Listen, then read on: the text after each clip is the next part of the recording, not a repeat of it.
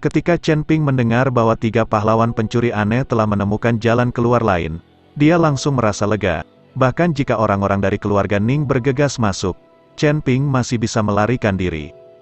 Aku memetik buah guntur langit, jadi kita akan mundur. Kekuatan petir di pohon guntur langit terlalu abnormal. Chen Ping berencana untuk mundur setelah memetik buah guntur langit. Lagi pula, tubuhnya tidak bisa lagi menahan pemboman berulang kali dari pohon guntur. Tuan Chen, bisakah tubuhmu masih menahannya? Jangan kaget. Petik 2. Sanji mau tidak mau bertanya ketika dia melihat penampilan gelap Chen Ping. Dia takut jika sesuatu terjadi pada Chen Ping, mereka bertiga juga akan mati. Kakak ketiga, apa yang kamu bicarakan? Tuan Chen pasti baik-baik saja. Daji menegur Sanji dengan keras, lalu menatap Chen Ping dan berkata, Tuan Chen, melihatmu sekarang, aku khawatir kamu telah mencapai batasmu. Dengan enggan. Jangan khawatir, tidak akan terjadi apa-apa. Setelah Chen Ping selesai berbicara, dia berjalan menuju Tian Lei Guo lagi. Sebelum Chen Ping bisa menangkap buah guntur langit, sambaran petir jatuh dari pohon guntur langit. Chen Ping mengertakkan gigi, merasakan sakit yang disebabkan oleh kekuatan guntur dan kilat, meraih buah guntur langit, dan menariknya. Gemuruh. Tepat setelah Chen Ping Tian mendapatkan Lei Guo, sambaran petir lainnya menghantam Chen Ping. Kali ini, tubuh Chen Ping jatuh dengan keras ke tanah seperti layang-layang dengan tali putus. Tuan Chen. Melihat ini, ketiga tuan dari pencuri aneh itu bergegas mendekat. Keluar, cepatlah. Chen Ping sangat lemah, dan berkata kepada 3 pahlawan pencuri aneh itu. Melihat ini, 3 master pencuri hantu dengan cepat mengangkat Chen Ping, dan bergegas menuju pintu keluar lain. Pada saat ini, semua orang di luar gua masih beristirahat, dan elang guntur yang haus darah tidak melancarkan serangan, sehingga kedua belah pihak hidup dalam damai dan menduduki wilayah mereka. Kurang dari BR lebih besar dari tapi segera, elang guntur haus darah, yang sedang beristirahat di pohon, tiba-tiba membuka matanya lebar-lebar.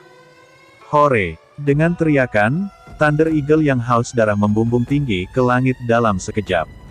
Ning Kai Chen terkejut, dan dengan cepat mengatur gerakannya, siap menangkis serangan Thunder Hawk yang haus darah. Tapi elang guntur yang haus darah mengepakkan sayapnya dan bergegas menuju gua dengan kecepatan tinggi, tanpa menyerang Ning Kai Chen dan yang lainnya sama sekali. Melihat Thunder Hawk yang haus darah terbang ke dalam gua dengan panik, Ning Kai Chen sedikit bingung, tidak mengerti apa yang terjadi pada Thunder Hawk yang haus darah. Dan si Tikiao di samping melihat elang petir yang haus darah terbang ke dalam gua, dan segera berteriak dalam hati, tidak. Chen Ping masih memetik buah guntur langit di dalamnya, jika elang guntur yang haus darah terbang masuk, maka Chen Ping pasti akan hancur, dan rencana mereka untuk berbagi buah guntur langit secara merata akan berakhir. Si Tikiao mengedipkan mata, mengikuti wanita tua itu dan bergegas masuk ke dalam gua. Melihat bahwa si Tikiao berani mengikuti Lei Ying yang haus darah ke dalam gua, Ning Kai Chen segera merasa ada yang tidak beres, dan bergegas masuk bersama yang lain. Semua orang mengikuti elang guntur haus darah dan bergegas ke gua Raja Elang melihat pohon guntur di depan mereka, banyak biksu menghela nafas. Tapi setelah Thunder Eagle yang haus darah memasuki lubang, itu tidak tinggal di pohon guntur surgawi, tetapi mengejar ke arah lain. Melihat Bloodthirsty Thunder Eagle terbang menjauh, semua orang terkejut. Saya tidak mengerti, apa yang dilakukan Thunder Eagle yang haus darah ini, mengapa dia tidak menjaga Thunder Tree di sini. Tapi melihat buah psikis di pohon, tidak ada yang peduli dengan elang guntur yang haus darah, satu persatu melompat, ingin memetik buah guntur hari itu. Adapun si Tikiao, melihat Chen Ping dan 3 penguasa pencuri aneh tidak lagi berada di dalam gua, dia tiba-tiba merasa tidak enak. Ketika dia melihat bahwa hanya ada 7 buah guntur langit yang tersisa di pohon, si Tikiao tidak dapat menahan diri untuk mengutuk, sialan, aku tertipu, anak ini mengambil 3 buah guntur langit dan melarikan diri.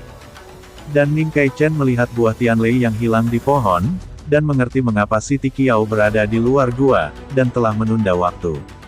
Si Tikiao, beraninya kamu berkolusi dengan orang lain untuk membohongiku, dan menyelinap ke dalam gua untuk memetik buah guntur langit. Ning Kai Chen sangat marah, dan aura berdarah dan kuat langsung menyelimuti si Tikiao dan wanita tua itu. Merasakan aura Ning Kai-chen, wajah Siti Qiao menjadi hijau karena ketakutan. Jika Ning Kai-chen memiliki niat untuk membunuh, itu mungkin hanya satu pemikiran sekarang, dan mereka akan mati tanpa tempat untuk mengubur mereka. Lagi pula, jarak antara alam mereka terlalu besar, dan hanya dengan sedikit aura yang kuat, mereka dapat menghancurkan Siti Qiao menjadi bubur. Patriark Ning, tenanglah. Aku juga ditipu oleh Chen Ping itu. Untungnya, dia hanya memetik 3 buah guntur langit. Masih banyak di pohon. Berikan semuanya kepada Patriark Ning. Aku tidak akan pernah bertarung untuk mereka. Siti Qiao cepat dan minta maaf kepada Ning Kai-chen. Setelah mendengarkan kata-kata Siti Qiao, Ning Kai-chen berhenti bernapas. Untungnya, Chen Ping tidak memetik banyak buah. Jika Chen Ping mengambil semua buah Tianlei, Ning Kai-chen pasti akan membunuh Siti Qiao. Pada saat ini, beberapa biksu telah melompat ke pohon guntur langit, dan kemudian mengulurkan tangan untuk memetik buah guntur langit. Tapi tepat ketika tangannya hendak menyentuh buah guntur langit, tiba-tiba beberapa petir menyambar di pohon guntur langit. Segera setelah itu, semua biksu itu tersambar petir, dan jatuh dari pohon guntur satu demi satu. Para biksu yang kuat langsung dibombardir dan berubah menjadi sampah. Dan beberapa biksu yang kuat menembus tubuh mereka dan kehilangan nafas, hanya menyisakan mayat utuh. Melihat pemandangan ini, semua biksu yang bersemangat tercengang. Mereka melihat buah guntur di pohon guntur satu persatu, dan mereka tidak lagi memiliki dorongan awal. Mereka juga mengerti mengapa elang guntur yang haus darah tidak tinggal di sini lagi. Kekuatan petir di pohon guntur mungkin bisa mematahkan semangat banyak orang. Cermin binatang yang menguntungkan, teriak Ning Kai-chen, dan seseorang dari keluarga Ning segera menyerahkan cermin perunggu itu. Ning Kai-chen memegang cermin perunggu dan berencana untuk berperang sendiri. Dia tahu bahwa elang guntur haus darah pasti mengejar Chen Ping yang baru saja memetik buah guntur langit, jadi dia ingin memanfaatkan celah ini untuk segera mengambil beberapa buah guntur langit. Ning Kai-chen melompat memegang cermin perunggu, dan kemudian mengulurkan tangan untuk mengambil buah guntur langit.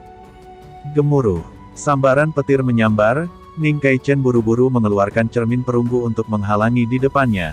Petir menghantam cermin perunggu dengan keras, dan kekuatannya langsung dipantulkan. Meskipun Ning Kai-chen tidak terkena petir secara langsung, kekuatan petir yang mengenai cermin perunggu juga membuat tubuh Ning Kai-chen tenggelam, dan dia mau tidak mau jatuh. Semua orang melihat bahwa Ning Kai-chen dengan mudah mengambil buah guntur langit dengan cermin perunggu di tangannya, dan mereka semua iri, tetapi mereka tidak berani merebutnya, mereka bisa mengatasinya.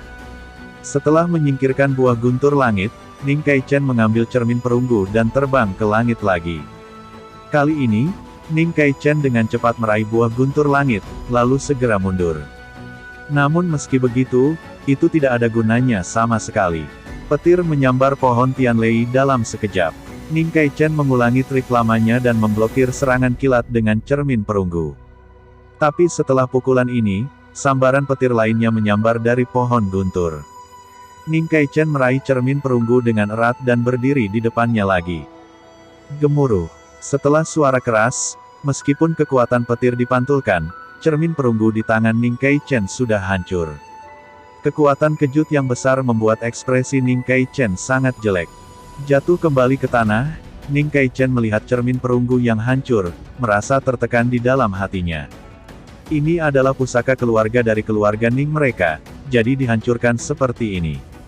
Ning Kai-chen tidak mengerti, dia menggunakan cermin perunggu untuk melawan, dan berhasil mengambil 2 buah guntur langit, tetapi apa yang dilakukan Chen Ping, yang melarikan diri, mengambil 3 buah guntur langit. Ayah, apa yang harus kita lakukan? Ning Ken melihat cermin perunggu yang hancur, dan juga melihat buah Tianlei di pohon Tianlei, jadi dia bertanya. Ning Kai-chen juga dengan enggan lupa untuk melihat buah Tianlei, dan akhirnya melambaikan tangannya dan berkata, "Keluar, ayo cepat keluar dari sini." Ning Kai-chen tahu bahwa, tanpa cermin perunggu, mereka tidak akan bisa untuk memetik buah Tianlei. Sekarang Ning Kai-chen mengerti mengapa Raja Elang Petir berani meninggalkan Gua Raja Elang, dan hanya mengirim elang petir yang haus darah dari peringkat ke-8 alam komposit untuk menjaganya. Adapun kekuatan guntur dan kilat pada pohon guntur, Sulit bagi orang biasa untuk menanggungnya, saya khawatir akan sulit pergi ke pohon untuk memetik buah sebelum masa bencana. Ning Kaichen mendapatkan 2 buah guntur langit, dan kemudian buru-buru meninggalkan Gua Raja Elang dengan beberapa anggota keluarga Ning yang tersisa. Siti Qiao dan para biarawan menatap kosong ke pohon Tianlei, masing-masing penuh dengan keengganan dan keserakahan. Hari ini Lei Guo ada di depan mereka, tetapi mereka tidak bisa mendapatkannya. Ini adalah hal yang paling menyakitkan. Akhirnya, 2 kultivator es lagi tidak tahan godaan, meledak dengan sekuat tenaga, dan bergegas menuju Tianlei Guo. Tapi sebelum mereka menyentuh buah guntur langit, mereka terpesona oleh sambaran petir. Kali ini, semua orang jujur, dan tidak ada yang berani mencobanya. Ayo pergi. Siti Qiao menghela nafas, dan berjalan keluar gua dengan wajah tak berdaya. Melihat ini, biksu lain tidak punya pilihan selain keluar, karena mereka tidak bisa memetik buah guntur langit, mereka mendekati kematian jika mereka tinggal di sini. Jika elang guntur haus darah itu kembali, tak satu pun dari mereka yang bisa melarikan diri. Pada saat ini, Chen Ping sedang digendong oleh 3 pahlawan pencuri aneh, berlari ke depan dengan putus asa. Di belakang mereka ada Thunderhawk haus darah yang mengejar mereka. Elang guntur haus darah sangat cepat, dan hendak mengejar mereka. Sial! Halo semuanya, kenapa kamu terus mengejar kami? Daji memarahi dengan keringat jalan. Itu pasti karena aku memetik buah guntur langit. Jika kita terus seperti ini, tidak ada yang akan selamat. Chen Ping berkata dengan sangat lemah. Chen Ping menghabiskan banyak kekuatan spiritual untuk memetik ketiga buah guntur langit ini. Sekarang dia lemah, dia tidak bisa menghadapi elang petir yang haus darah ini. Adapun 3 tuan dari pencuri aneh, mereka bahkan lebih tidak mampu berurusan dengan Thunder Eagle yang haus darah dari peringkat ke-8 dari kondisi fit. Tepat ketika Chen Ping dan yang lainnya hendak disusul, beberapa raungan tiba-tiba datang dari langit. Beberapa orang mendongak dan menemukan 3 Pterosaurus besar menukik ke arah mereka. Salah satu Pterosaurus melambaikan sayapnya dengan ringan, dan langsung menerbangkan Chen Ping dan yang lainnya ke punggungnya. Segera setelah itu, Pterosaurus berkepala 3 terbang ke depan dengan cepat. Elang guntur haus darah yang akan mengejar tertinggal lagi. Hore! Melihat Chen Ping Ren yang diselamatkan oleh Pterosaurus, elang guntur yang haus darah berteriak dengan marah, lalu berbalik dan terbang kembali. Duduk di belakang Pterosaurus, Chen Ping dan 3 pahlawan pencuri hantu semuanya menghela nafas lega. Jika bukan karena kemunculan ketiga Pterosaurus ini, mereka pasti sudah dimakan oleh Thunderhawk yang haus darah itu. Dan Thunder Eagle yang haus darah yang terbang kembali ke Gua Yingwang menemukan bahwa buah guntur langit hilang, jadi dia mengepakkan sayapnya dengan marah dan diusir dari gua. Chen Ping dan yang lainnya diselamatkan oleh Pterosaurus dan kabur. Tapi Siti Qiao dan yang lainnya tidak seberuntung itu. Siti Qiao dan para biarawan itu segera dikejar oleh elang guntur yang haus darah. Kali ini, para biksu ini melarikan diri ke segala arah, diburu oleh elang guntur yang haus darah. Sampai mereka melarikan diri dari wilayah Thunder Eagle yang haus darah, tidak banyak biksu di jembatan besi batu dan pesawat yang selamat. Namun, Siti Qiao dan wanita tua itu memiliki banyak nyawa, meskipun mereka berantakan, mereka akhirnya menyelamatkan hidup mereka. Siti Qiao dan biksu yang tersisa hanya bisa mengandalkan kaki mereka untuk berjalan ke arah Kabupaten Jialing. Orang-orang ini semua dalam keadaan tertekan, seperti pengemis.